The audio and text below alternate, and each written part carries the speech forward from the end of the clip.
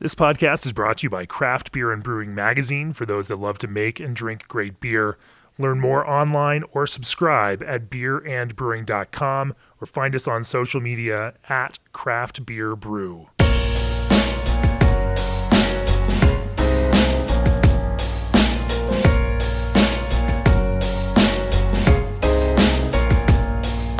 Hey everybody, it's John Hall, the senior editor of Craft Beer and Brewing Magazine. I'm in New Jersey this week, and I'm sitting down with the founder and brewer of one of the more traded breweries, one of the more sought-after breweries in the state, one of the more, let's say, creative breweries these days. Robert Olson of Bolero Snort. Thanks for being here. Oh, thanks for having me. Right off the bat, what the hell is a Bolero Snort? This is my partner Scott's favorite story to tell. Back as a home brewer, my first couple of beers were dicey to say the least, but they all bore my resemblance in some sort of photo-realistic form on the bottle. So my friends were kind of chiding me, saying that it didn't matter how good the beer was, good or bad. You know, nobody was going to drink it if I kept putting my face on it. So strictly as a home brewer, before there were any aspirations of making this a real thing, plugged my name into an anagram maker, made it as far as Bolero Snort. Somebody said you could do a bull wearing a jacket, and I guess the rest like a Matador's jacket. Yeah, and the rest is history. We've since kind of done away with that very complex logo, I think all for the better, but we still, the bull lives on in basically everything we live and do. Yeah, I'm going to talk to you about naming beers as we go on. I'd be remiss to say, because I've known you for many years now. We've had this conversation over many beers, so it's good that it's earlier in the day and we haven't even finished our first yet. But just because you could go with that name doesn't necessarily mean that you should have. Having to explain your name over and over and over again to people, and to have the story of like an anagram, like is it endearing to people, or have you found that it's been a tougher road to climb? Because naming is everything these days. With 6,500 breweries out there, you stand out on one level, but you also like make people scratch their heads on another. I guess I've never looked at it from that standpoint. Back when I was just a home brewer and the name was created, I wasn't thinking of that, and then as a home brewer, and we met through one of those nice clubs that one of the kind of blended, brewers clubs and home brewers and people degenerates in the industry. Like me.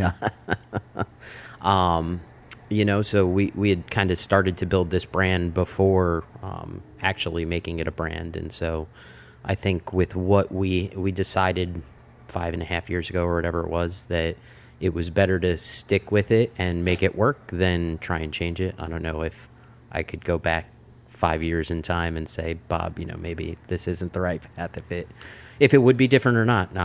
But we're making it work. I think, as with most things that we do, starting a conversation is what we're all about. So the fact that people are like, "What the hell is a Bolero Snort?" is not necessarily a bad thing, because it's a way to start a conversation and kind of leads into everything that we do, just kind of being fun. So it's fun and whimsical, as a wonderful individual in the industry has once coined us. So, how long were you homebrewing before you first opened, or you brewed your first batch professionally? It was 4 or 5 years of homebrewing before. Yeah, and a couple hundred batches. It was on a weekly basis, a couple batches of beer, really just dialing things in, or a mix of dialing things in and a lot of experimentation. When did you hit the point of it going from a hobby to being a potential career? And then after that point, what was it that spurred you to finally, pull the trigger, get the license, and actually become a professional brewery? What was that step of evolution? Well, I think we got the license well before it became my actual career. I moonlighted as both a brewer and doing an office job during the day for many moons. It was only about a year ago that Bolero kind of became full time, because it needed that. But circling back to the question, it was a long path, but I wasn't I moved back from college. I didn't really know what I wanted to be when I grew up. I went to school for finance and engineering, and the bottom of the market was there when I was looking for a job. So started working for a family business in construction, and just wasn't happy, or it wasn't really what I wanted to do. Fell into home brewing and kind of thought, well, this was fun, and it was just a hobby initially. And it was the New Jersey beer company down in North Bergen. They had their launch event at the Copper Mine Pub. Rest in peace. Yeah, it was a great pub. Great beer bar, which when I was getting into beer and home brewing was kind of like our weekly or multi-day during the weekly haunt.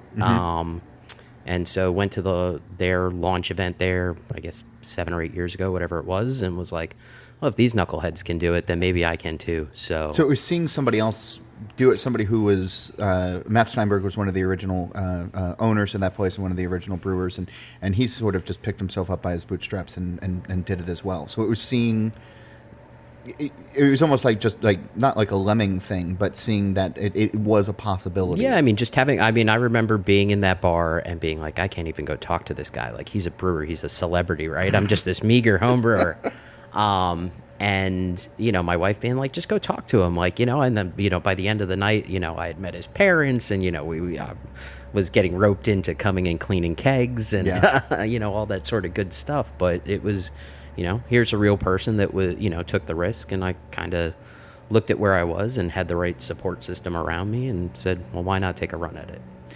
The risk is something that I don't know if it's talked about enough in this whole thing, because beer is romantic, and the idea of owning your own business or starting your own business or starting something from scratch has a lot of romantic connotations to it. And I think that when you finally get into it for real, in the real life, spreadsheets and HR and worrying about the beer out in the wild and everything else like that, some of the romance, some of the bloom kind of comes off the rose a little bit. And people are thinking about it as a job, yes, but more fun than risk. It has been my experience in talking with a lot of folks who were your size at one point and who jumped into it and then said, like, the hardest thing that they learned was that, they had to run a business. You being in finance, you being in engineering, you having some of this background of working at a company where, small family company where you saw the blood, sweat, and tears that went into everything. How do you think that sets you up, or how? I guess the better question is, how do you prepare the brewers these days who might see you at an event and be nervous about coming up to you like you were with Matt? What would you say to them about the risk versus the reward?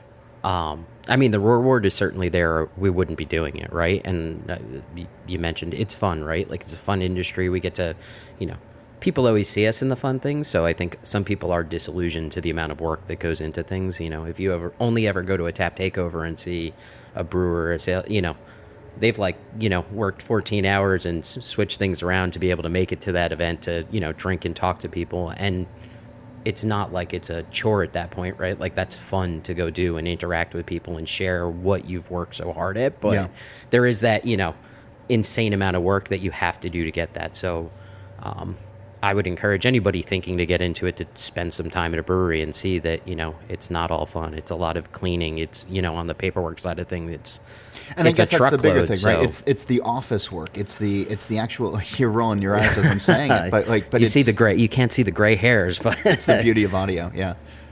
But that's definitely, I think, one of the things that needs to be talked about more and more. And it's, if you're if you're at the top of the ship, as I am for our company, it's an exorbitant amount of paperwork, and you can outsource some, if not all of it. It's just going to cost you a lot of money, which when you're small and starting out, you get to pick and choose where you're spending it. So you could have an accountant do all your filings, or you can figure out how to fill your, tax reports out every other month. And, it takes time, and, you learn how to do it, and you gain a little efficiencies. There's really fancy programs that help streamline it. But, we do, up until this point, basically everything using Excel and Google Sheets and, kind of very streamlined in a tight budget. I'm looking forward to having real process and adult things when our new space opens. But, it's gotten us by, and I wouldn't say that that's where your money could best be spent. I'd say if you have extra money, go spend $1,000 on promoting your brand or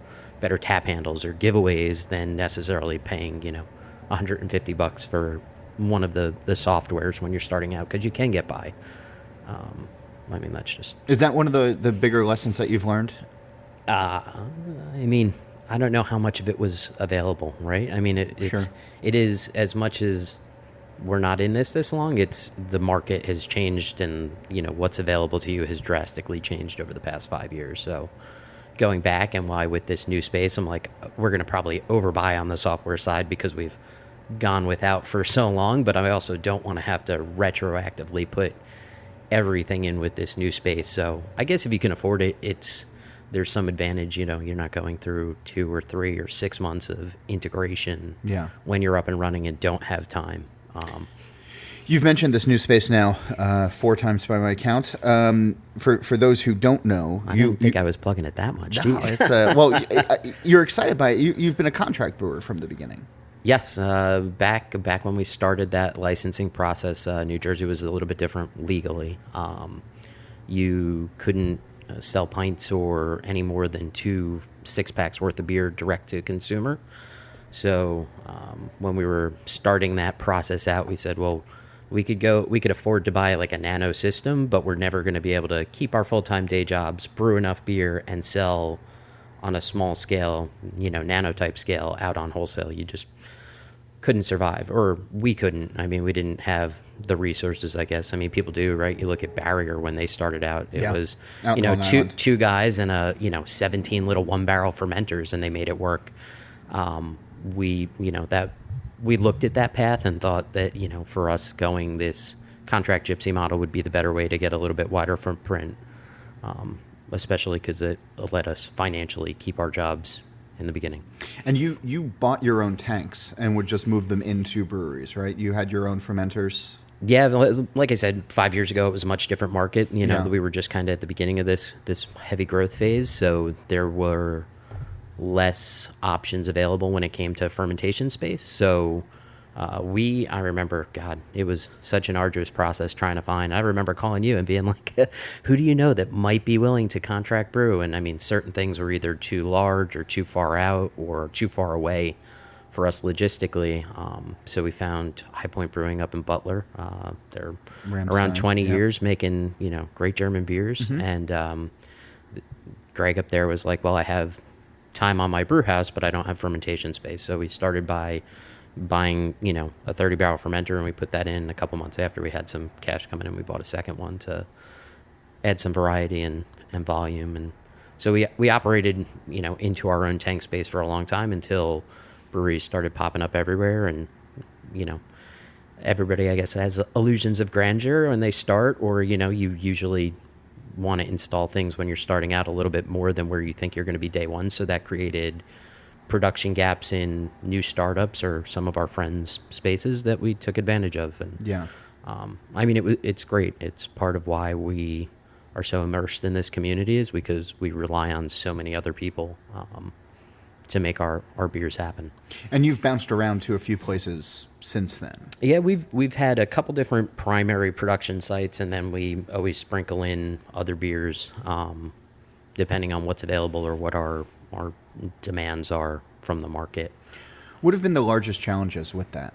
Is it just time on somebody else's brew house? Is it, worrying about conditions? I can only pick up just one. Well, no, you can. We got time. I think this is really interesting. Again, this is one of those things that I think people aren't always thinking. Contract brewing is contract brewing. Some people think, but there's so many variables and there's so many different things that, we've seen sole contract brands come and go, and some have been really successful for a while, and then others, have eventually petered out. Pretty Things up in Massachusetts was a sole contract brand that was well beloved, but eventually the overhead just became, too great. So, and I think they're talking about their own space over in England right now, but.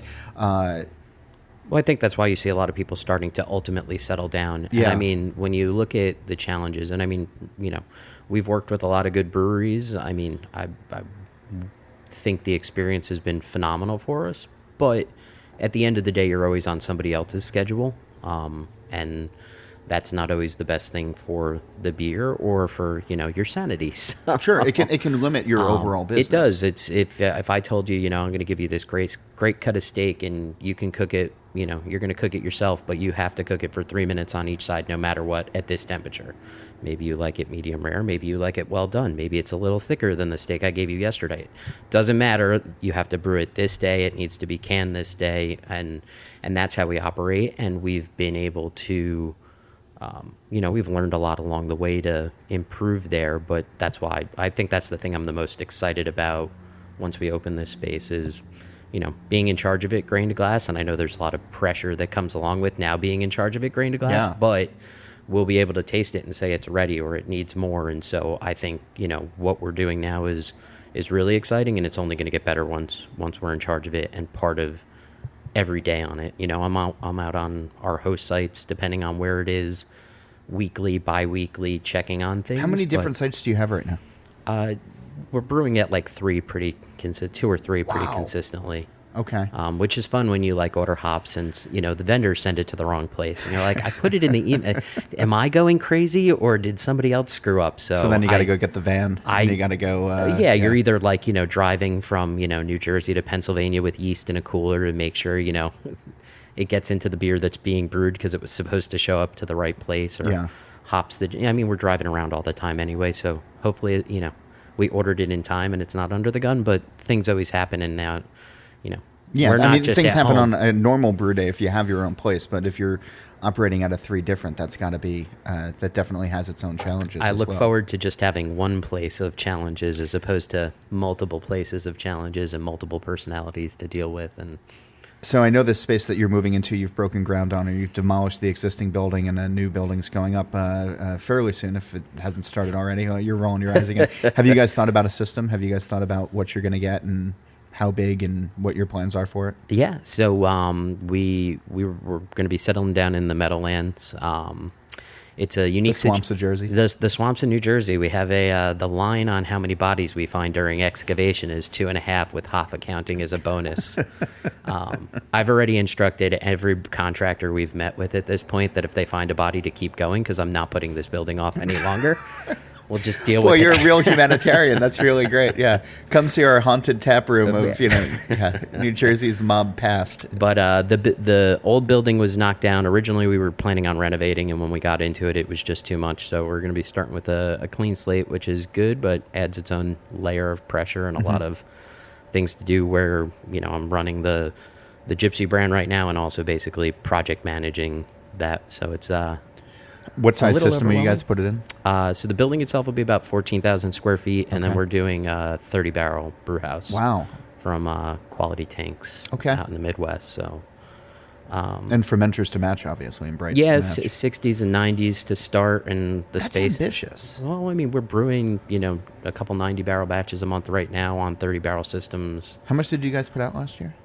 Last year we did around 1,500 barrels, and we're on pace to do somewhere between 3 and 3,300 this year. So this space will have the capacity in its first year open to do somewhere between 6,500 and 7,000 barrels. So whether that's all Bolero, and we'll pick up right now everything we sell is on the wholesale side, so we'll get that added in-house boost. Who knows what that'll do to the market around it. We have a pretty heavy retail distribution footprint, so I don't know how it'll retract, but I think in theory we'll sell a little more out of our in-house. Hopefully it doesn't really impact what we sell out of house, and well, that's the that thing should right help now us bridge the gap and hopefully continue to grow. Is because there are certain Facebook groups that talk about New Jersey beer. They're brutal. They're so mean. They're so mean. If you want to feel better about yourself, read what they say about somebody else. Yeah, we have a whole beer because of some of these Facebook groups. Do you really? Yeah, that's what Cyberbullied was kind of inspired by.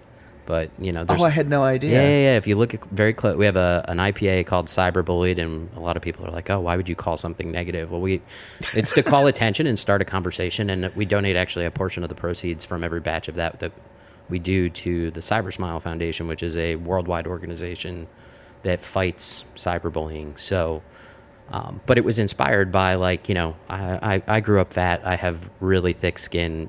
Anything you say is not ultimately going to hurt my feelings. You could try as you want. Yeah. But, it's just beer at the end of the day. And I think that's what's great about this and why we have 7,000 breweries is you could say this is the best beer that you've ever had. And I could say it tastes like garbage water. And neither of us is wrong. And that's okay. But in New Jersey, you have to fight about it. And here we have these great Facebook groups where people, hide behind their keyboards and say whatever they want. Yeah. Every once in a while, I'm a member of some of these groups, and every once in a while, I get tagged in some of these things, and I always respond. But I try to stay out of the fray as much as possible because I don't need it in the morning. Oh, but it's pretty good morning. You can read up on the drama of the industry and who's not talking to who anymore. It's like high school cliques. Like, oh, you said you don't like this brewery anymore, so now we can't be friends. Like, really? This is what life. We're drawing the line this on. Is what life has come to. But so Cyberblade, if you look very closely on it, there's the label looks as if it's shot from within the computer screen, and the bull is kind of crying on the front of it, and the lighting is like he's in his mom's basement watching a drain pour video and looking at it's called Uncapped instead of Untapped, and it's like all like half stars and zeros. So it's a fun label. I think it's a good beer, and we're trying to do something what positive else is in the beer? It. It's just an IPA. It's a 0 IBU, so only late edition hopping.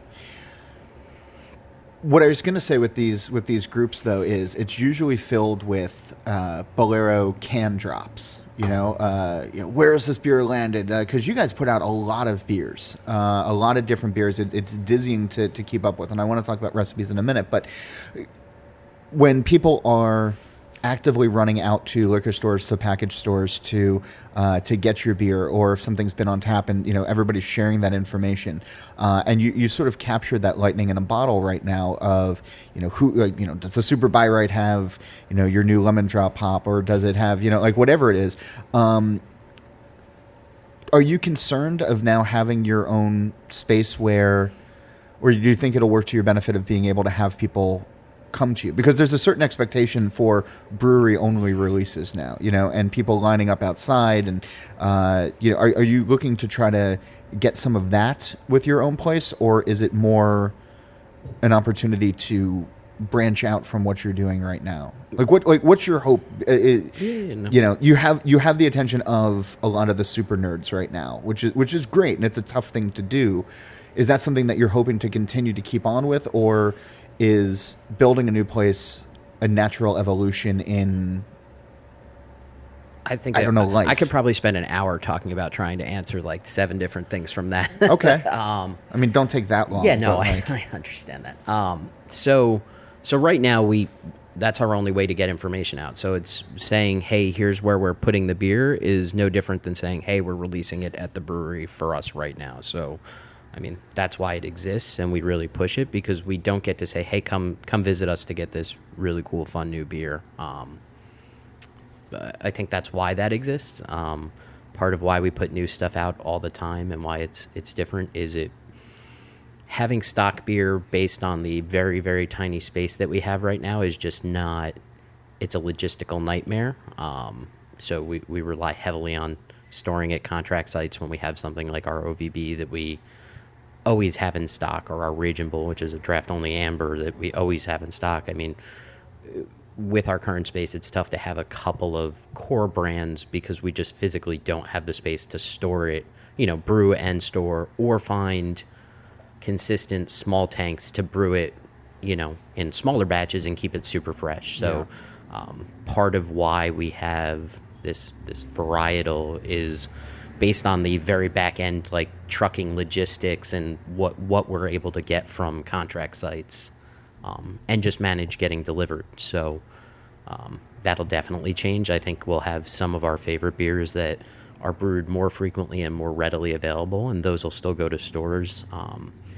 There's probably people that'll smack me and say it's stupid and we're potentially walking away from money, but I'm the type that we're never going to turn our back on our retail partners that have gotten us to this point. So while I'm sure we will have some special releases that you can only get at our brewery, there will also be some special releases that will only be available at our partners, because we don't get where we are today without them, and I'm not going to turn my back on them just because I built this new building. That's not how Bolero operates, and that's not fair to our consumers. Sometimes it's nice to be able to just drive to your local liquor store and pick it up and not have to wait on a line. And I think, well, we do have a lot of people who are very passionate about craft beer.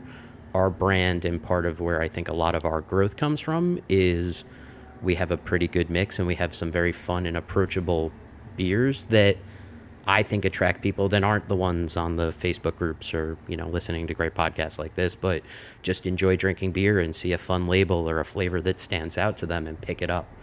And I think that's where the largest segment of growth is as this industry grows, is that more casual consumer. And I mean, we're going to continue to do fun things that we think appeal to our inner craft beer nerd, but we're also going to do things that we think are going to get more people drinking craft instead of Bud Miller Coors, or drinking regional or locally as opposed to national. That's what. So the thing that I've been, having known your brand from the beginning, and you started off with an amber lager, which I guess is now an ale. Yes. But it was an amber lager early on by virtue of brewing at Ramstein. It's actually still a lager. Is it still a lager? I'm sorry if I said it ale, but because we just did a different amber ale. But yes, it's Raging Bull is the only beer that we started with 5.5 years ago that we still make today. Okay. But that was and still is, a fairly straightforward drinking beer. Like, that's like sort of like your everyday go-to, have it in your fridge, like no frills, just a good solid citizen of the world. It's a beer and a burger type of beer. It's, right. Got a little more, it's what I remember Fat Tire being like 5 years ago. It has some flavor to it. It's got a little nuance of chocolate to it. It's meant to, it's a Sunday through Thursday drinking beer. You can have a couple of them and still function the next day and go to work. But I'm having a burger, I'm having a steak. It's just a no frills, in my opinion, well-made amber. It's one of those. So then I started to notice over time, you guys started experimenting with casks, and you were sending cask beer out to bars, and you guys were starting to shove all sorts of wacky ingredients in it. So, here's our Raging Bull, here's our our amber that has boysenberries in it, or fresh chocolate beans, or or any number of things. And we've definitely used both of those things. Sure, but and then building off of that. But it was always sort of these special variations on casks, and people started to line up for it. And then it seemed like the natural progression for you guys was to really go and try to conquer this current flavor craze. You guys were almost doing pastry stouts, even though there weren't a lot of stouts, as I recall, before pastry stouts was a thing. But flavored beers to mimic existing confectionery items, to mimic existing food items, to mimic an existing mood. You guys were doing that, 4 years ago. Yeah, if I could show you my homebrew log, and if you look at most of what I homebrewed, it was what I made.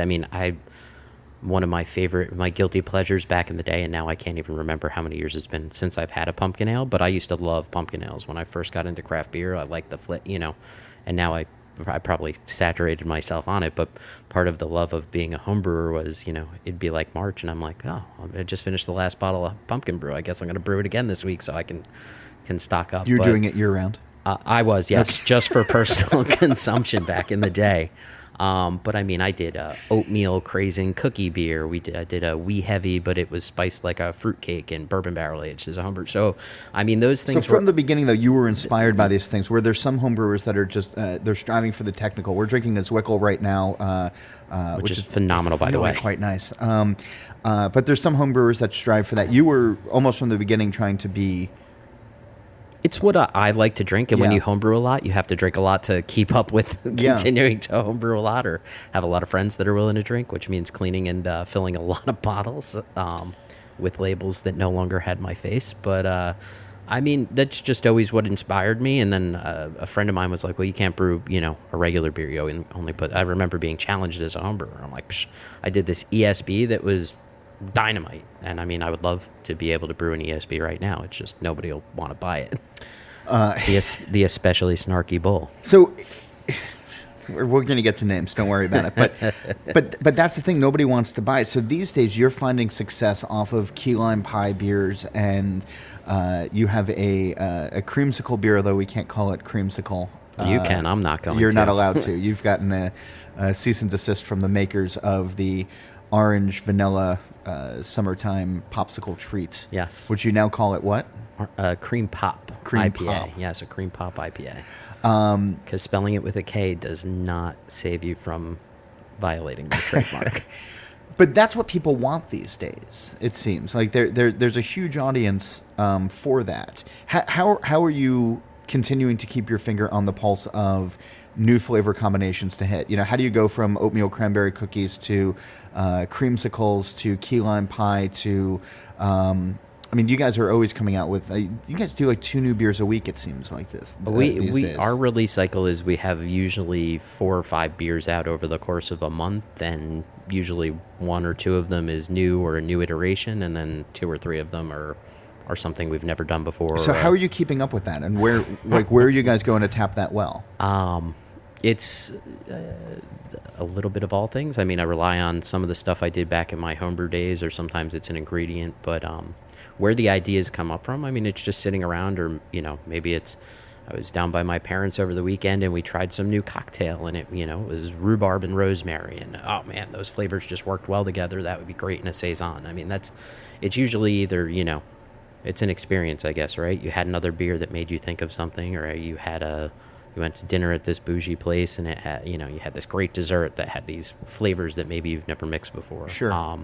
And we've been growing, so we now have some new team members, so that kind of has breathed some new light in. We did, we have our Cream Pop series that we just did a coconut variant of, that was our newest guy at that point was like, well, have you ever tried doing a coconut version? I'm like, well, no, and I love coconut, and we've done Pina Bolada, which has some of those flavors, so we had some experience with it, and so we said, well, let's try it and see how it works, and I love it, and John Hall will hate that beer.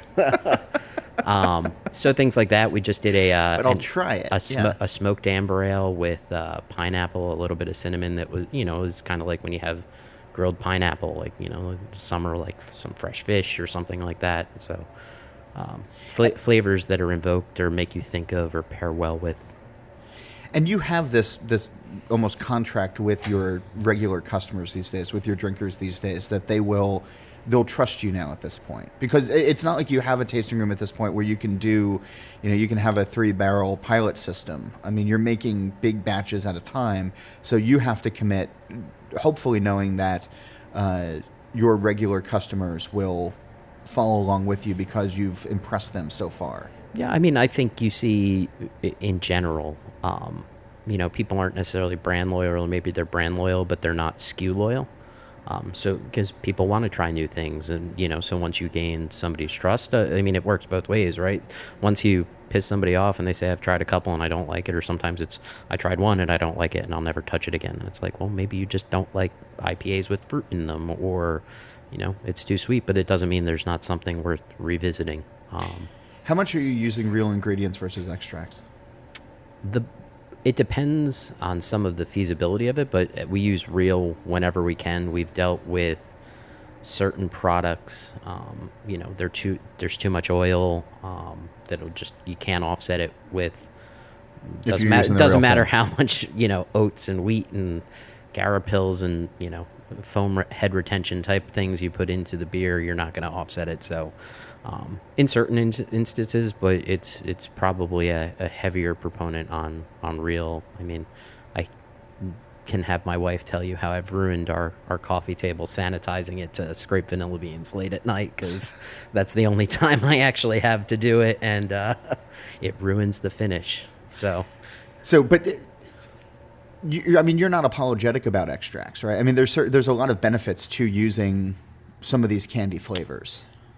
I mean, usually with the candy stuff, it's all real, right? I mean, we just did our On the Range, which we did in a tiny batch last year. We just brewed it again at a little bit bigger clip for this, you know, upcoming fall season. So, yes, we do put jet puff marshmallows in it, and you know, throw some graham cracker crumbles. But if you look at like the sugar contributions of that and where it falls in terms of the poundage of grist, it's. Yeah. I don't want to say it's gimmicky, because it does impact the flavor slightly, but we're usually doing that in conjunction with formulating a recipe or using other more natural adjuncts, right? Like we'll put some marshmallows in it, but it's a couple boxes of them, and then we're putting 5 pounds of vanilla to give you that marshmallow flavor. But the for the Instagram generation, for the social media posts, and for the it looks better if you're tossing in. It looks mini better, and marshmallows. it's also fun to do. Plus, we're fat and we eat some on the side, so I mean, it all works out. But yes, I mean, some of it is for the Instagram. It's just to get people excited about it. It's no different than putting a picture that looks really nice. It's it's a video of something fun going into the fermenter. Yeah. I mean, people put fried chicken into things. All sorts of crazy things. So a couple Sour Patch Kids or a few graham crackers are not going to hurt anybody. But you need to have a base recipe, and you need to have the other ingredients that can actually boost that up.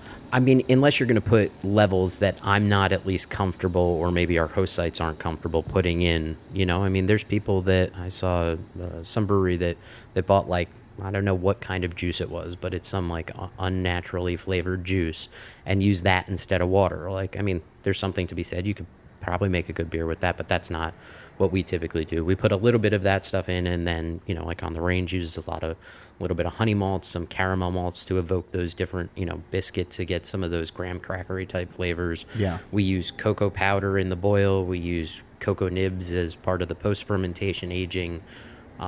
As opposed to putting a couple pounds of Hershey chocolate in, because it looks good. You did mention fried chicken in a beer. You guys, I don't know if it's come out yet though. This weekend, the chicken parm beer. Yes, that one kind of got sprung on me. So, so your partner Scott Wells in the brewery has an affinity for chicken parm. He is a chicken parm aficionado, is probably to classify it accurately. And somebody challenged him to make one of these beers? And Mike from 3-3s down in Hamilton. I don't know if it was South Jersey, yeah. Yeah, way South Jersey. Yeah.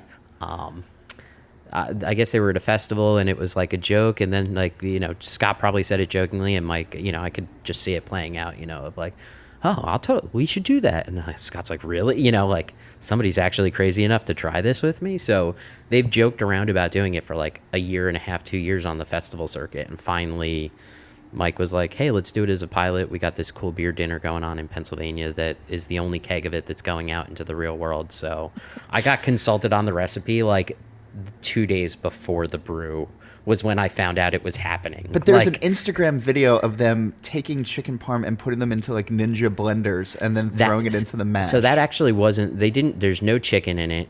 There's no bread in it. They put some other stuff. That it's basically tomatoes that are that light. It looks pretty gnarly, but it does have tomatoes. Fresh Jersey tomatoes. It's got black pepper, oregano, basil. The one miss that I didn't think of until after they made it was that we should have put some like breadcrumb in the mash and kind of evoke some of the flavor. But there's no chicken in that beer. Okay. It's a French saison, so some of those kind of fun, funkier flavors, and I don't know. I'm a little scared of it, to be quite honest, but it was kind of Scott's little pet project. It's something fun, and it's getting people talking. What are you guys calling it? They cluckin' did it. Or something to that milieu. So, careful listeners have noticed that Bob has been dropping a lot of bovine names for all of his beers as he's gone along. And I'll never forget that one of the first beers you ever did, in fact, it was probably the Amber early on, right, was called There's No Ryeing in Base Bull. No, that was one of our other launch beers in the beginning. It was just a rye lager that was the longest, most verbose, at least back then, right? Like, people used to be like, it's a sentence, it's not a beer name. Now it's like, well, it was also one of those things when I would say it out loud, I would nowadays. be embarrassed as a grown man saying those words out loud. Everybody has seen a league of their own, and there's nothing wrong with I get it, admitting to that. But you have committed to the bull puns and the bovine naming and the farm convention for everything. Like, you've gone in all the way, and Augie Carton of Carton Brewing here way in Jersey, too far. And who's also on the Steal This Beer podcast. equated you guys to in comedy that, you know, sometimes the second time you hear it is funnier. The second time you hear a joke, it's funnier. But in the case of Gilbert Gottfried, it takes 9 times of him drilling it home for you to finally get the laugh. And he's basically called you Gilbert Gottfried, in that every single one of your beers has some sort of bull pun to it. Yeah, I mean, it's just, I guess, kind of our thing. It's fun. Sometimes it's... Is it limiting? Is it... No, I mean, there's no shortage of words that you could put BULL instead of ABLE, IBLE, or, you know, I mean, we'll never run out. I mean, legitimately, we have probably 100 lists on, like, our internal Bolero Google Keep list of, like, here's names that we don't know what beer they are yet. And sometimes that's how it works. Sometimes we're like, okay, we have this great beer idea, but how are we going to brand it that fits into a bullpun thing? And other times we have this great name and we're like, well, that feels like this kind of beer, and we haven't done that. And so, I mean, that's how we come up with, you know, what our production schedule looks like. It's a mixture of, oh, this is a good beer pun, or here's a good beer, and what beer pun can we use with it? And some are worse than others, without a doubt. There's a couple I'd probably go back. Yeah, there's more than I can count on one hand. Cringeworthy. What's the one that comes forward as a cringeworthy one for you? We didn't ultimately go all the way with it, but we did. Back in the High Point days, we did a gingerbread spiced ale. It ultimately was just called Ginger Bull Cookie, but I really wanted to call it Ginger Bull Cowkey. And I got vetoed down, and thank goodness for that, because that might have been the. I'm trying to think which. Which one are you most proud of? Most proud of? Like, which one brings a smile to your face whenever you... I mean, like, we just put out, it's one of my favorite IPAs we do, it's one hoof in front of the other, and it's kind of like somebody's like, well, why wasn't it one hoof in front of the udder? And I'm like, boom, now we can put milk sugar in it and have a different beer that everybody will go run to retailers and buy, hopefully. But it's just, I really like the song, and I was like, oh, we can, you know, do this fun, splashy kind of label with, you know, it was a hot song last year. And that's sort of the fun thing, is that I've noticed on all of these forums and everything, is that people will talk to you guys in bull puns. They will talk to you in bovine language. We've had beer names come from Facebook conversations of like, why wouldn't you call it this? Or Augie from Carton was chiding me that we did a Jurassic Park-esque beer, and we literally like, Did I'm Universal like, Studios get back at you should guys we yet? call it Fallen Cowdom? And I'm like, that sounds like cows being dominatrixy, and it just didn't work. And we were at the point where like the label was done and we had to order it, and I'm like, I guess we're just going with Bolero Park, because like, and then somebody like was like, why didn't you do like Bullrassic Park? And I'm like, well, that probably would have been better, but where were you in the conversation? You know, the group text at 11 o'clock at night when I was trying to finish this label that should have been ordered 3 days ago. But we've had, I mean, plenty of beers inspired by or named after, you know, conversations on the internet, because It's what kind you of how do. we operate. We're just fun. And it does help feed the sense of community around the beer. When you don't have an actual place where people can come and gather, having these forums and having these places where people can join with you and have these conversations with you, and sort of building a virtual tap room, as it were. Yeah, I mean, that's our only choice, right? We do a lot of festivals, sometimes ones that maybe don't make sense for where we're at regionally or having accounts in that area. Right, you've done the Alstrom's Extreme Beer Fest, you've done Hunapoo, those ones are real fun, but even some of the ones locally where we're like, well, we don't really have a lot of support in that area, you know, maybe this helps, maybe it doesn't, or it doesn't seem like it's the right crowd that goes to that beer festival, you know, whatever it might be. But that's our only time to really interact with customers. I mean, in-store tastings, tap takeovers. So, I mean, that's why we spend so much time on the internet interacting, is because we can't just say like, hey, come have that beer. We're doing it digitally, I guess. Yeah. As we start to wrap up here, I've been asking folks on this podcast, what's your hope for beer? For beer in general. I think just continuing to move forward, you know, from a beer standpoint, in terms of, you know, flavors that are challenging and exciting and appeal to people, and continuing to help people see that independently owned and, you know, locally made stuff is exciting, and getting people excited about that. And then, I mean, quality, they go hand in hand.